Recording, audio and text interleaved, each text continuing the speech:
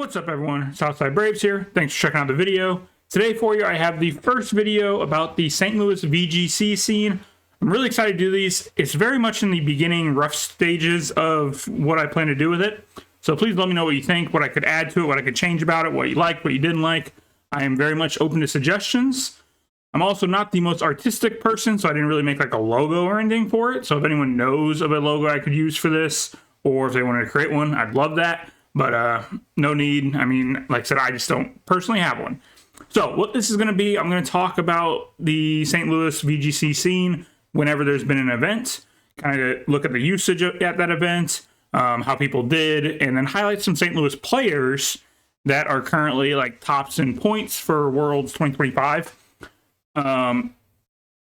At the current moment, I mean, we're very early in the season, so I don't know if people had gotten points previously at like other far-off events, and I obviously don't know every St. Louis player, so I'm going to do players I have seen at locals, and until I can look up points easier than I can at the current moment, which I think will probably be post-Worlds in a month, I'm just kind of doing what I know happened, so it's really just points from this event.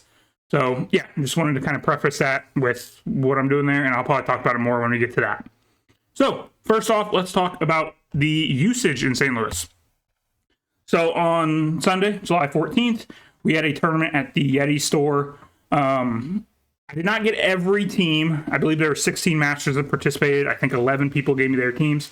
So, hopefully, these numbers will get more and more accurate as I do this more, and I get more people to buy in and share their teams with me. So I appreciate everyone that let me use their team data for this. Again, 11 of the 16 people allowed me to, so I appreciate that. And based on those teams, this is what we saw as the top 10 used Pokemon at that event. Incineroar on top, as it usually is.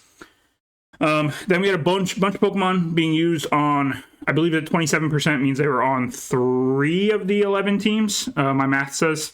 Incineroar, I believe, was on 5 of them.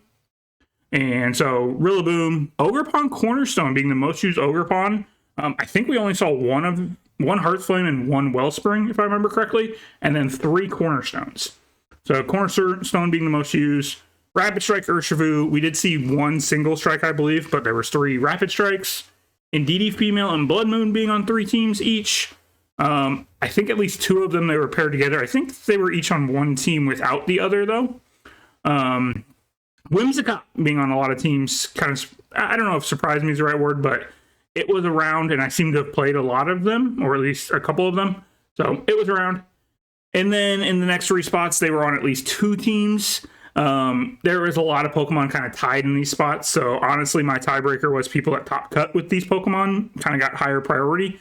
Hopefully that makes sense. I wasn't going to list like 15 to 20 Pokemon on this. And like I said, there was a lot that tied on 2 teams. So, Sinistcha, top cut twice. Walking Wake was on one of the top teams, and I think she was on one of them. So, those 3 Pokemon find their way into the top 10. I personally did use Sinistcha. I love Sinistcha, so I'm glad to see it was on multiple teams and made this list. So, now we'll look at the restricted Pokemon for that event. Here, I'm going to list every restricted that was used. Again, 27% for Tropicos means it was on 3 teams. That 18% means it was on 2, and then 9% means it was on 1 team. So Tropicos being the most used restricted at the St. Louis event. 2 of them making top 4. Again, 3 of them overall. Miraidon, Calyrex Ice, and Koraidon all were on multiple teams, and Groudon and Calyrex Shadow were also each brought once. So this is what your restricted looked like at that tournament. So then, again, this is just based on this one singular event. Alex came in first. He's going to get 15 points for this event. I kind of put a Mon that was not used a bunch. Kind of a Mon that was more unique to the person's team. Next to him, I just thought it'd be a cool addition. Alex, I've lost to every single time he's ever brought a Thundurus, so I had to put his Thundurus there. He does get 15 points. Myself, the Pokemon on my team I've actually heard people complain the most about was Screamtail.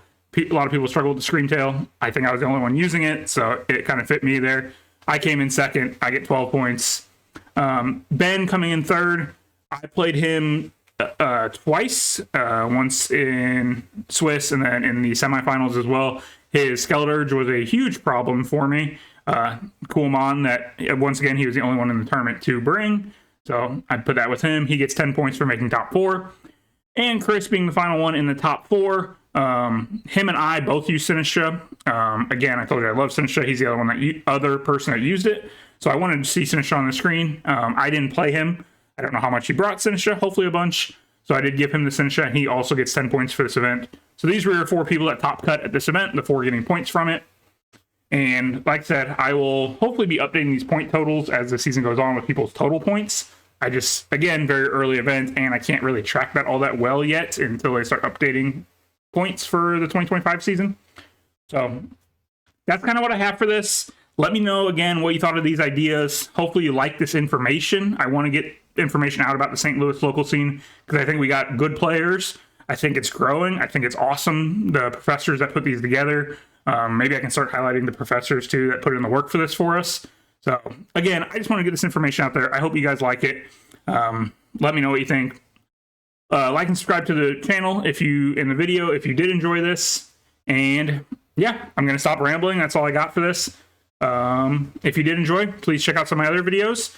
And I hope you all have a good day and a good night. And I'll catch you in a future video. Bye, guys.